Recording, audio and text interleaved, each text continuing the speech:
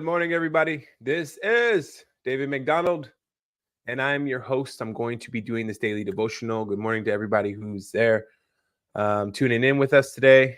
I'm more than happy to be here and excited to go over today's devotional. It's day 3 of 5 of How to Human. Just want to send a gentle reminder to everybody out there. If you're looking for consultation with regard to your lives, maybe marital consultations, personal, spiritual, business, whatever it may be, please don't hesitate to reach out. I'm more than happy to help with doing a coaching session or scheduling a coaching session. It comes in 3 different packages. So you have the 15-minute discovery package, you have the 30-minute plan package, and then you have the deep dive package, which is 60 minutes. And again, it's donation based. So you give what you can at the end of the session.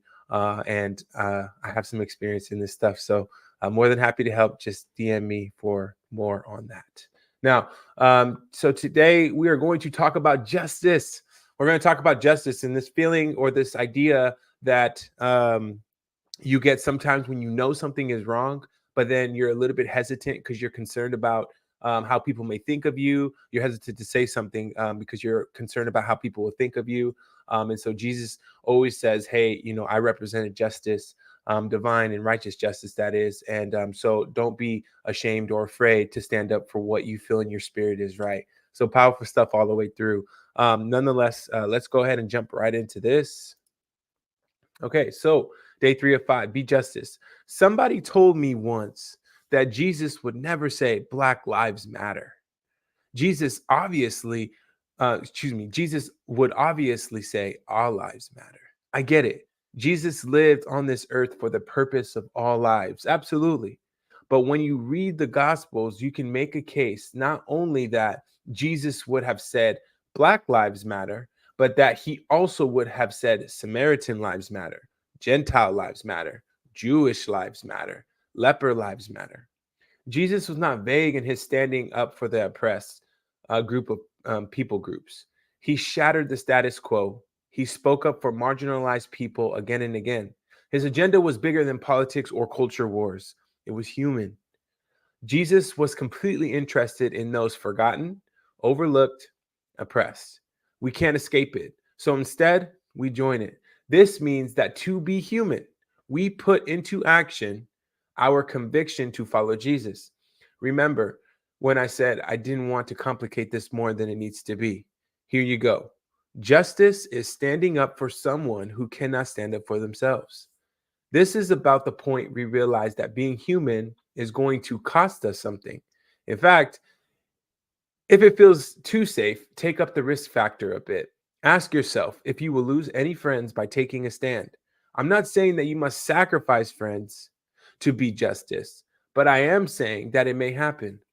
The beautiful thing is that you may lose them for a minute, but the more they look at you and what you are about, the more they will realize that they actually want to be a part of justice as well. The more they will realize that to be human is to be justice. A man who stands for nothing, falls for anything type of thing. People respect people with voice. And it feels a little bit counterintuitive because you're like, well, I want to just fit in. You'd be surprised. I encourage you, implore you to give it a shot. Stand up for what you believe. Deep down, everyone believes in justice. If we start by simply letting those in need of our justice know that they matter, that will open us up to relationships that will in turn lead us to being able to advocate for them in other ways. You have it in you. You have this justice muscle, and you can start using it today. So we'll come back to these questions at the end, and I'll kind of give you my take on it. Okay, so this is Isaiah 1. So now we're going to the scripture. Learn to do right, seek justice, defend the oppressed, take up the cause of the fatherless, plead the case of the widow. Anything in red, kind of FYI, know anything in red is when Jesus is talking in the Bible, usually in the digital space. So Matthew 22. And the second is like it. Love your neighbor as yourself, which is one of the top 2 commandments to live by. And we'll kind of get to that later. And then Matthew 25, the king will reply, truly I tell you, whatever you did for one of the least of these brothers and sisters of mine, you did for me. Okay.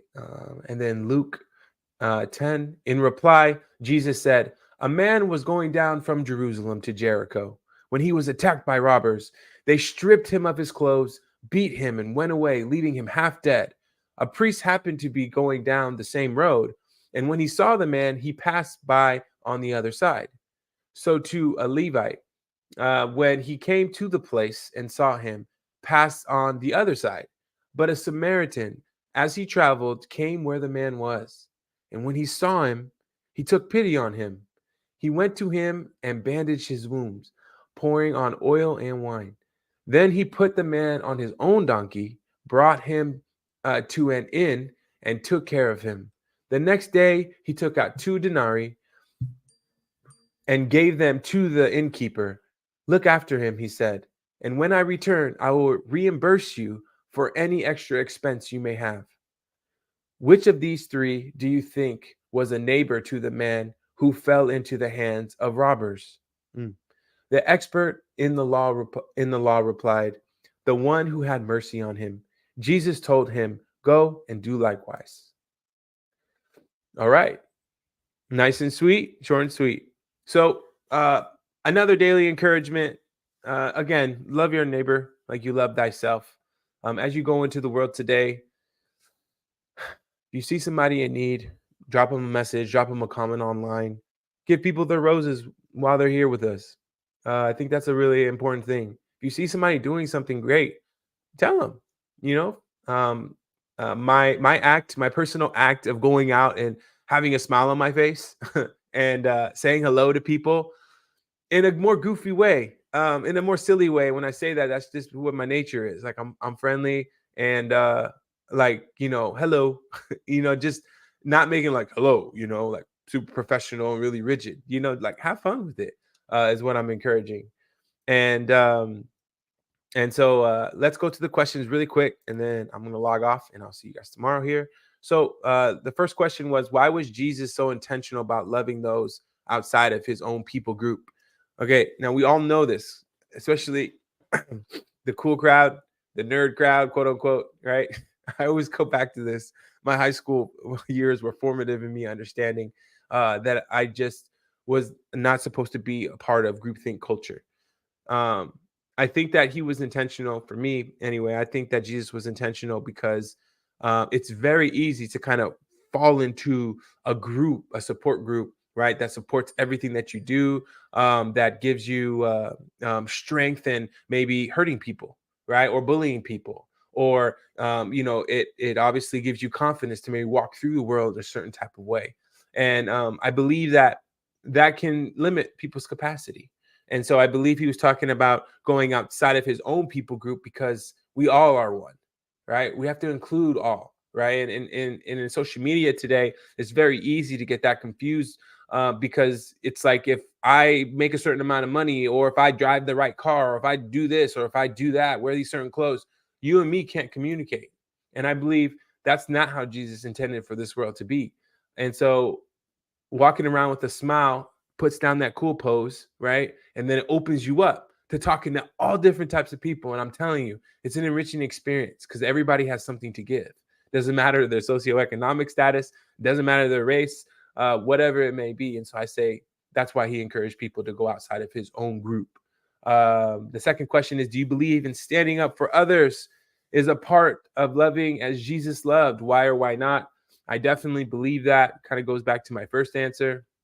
I do believe that standing up for others is important. And I feel like if it resonates in your spirit, right? And you're guided and you're led to stand up in whatever capacity that is. And you could be a family member, it could be somebody at work, it could be somebody in the public that you don't know. It could be many different ways and come in many shapes and forms. So I don't believe in like putting your mindset in a box from the standpoint of, oh, I got to stand up for everybody, I got to be a hero, right? But if that's what you're called to do, I say go for it. But as you continue to learn yourself and you continue to learn Jesus, all that will be made clear.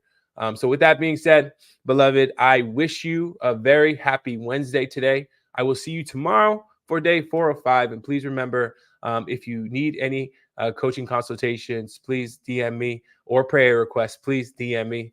Much love and have a great day. Beautiful.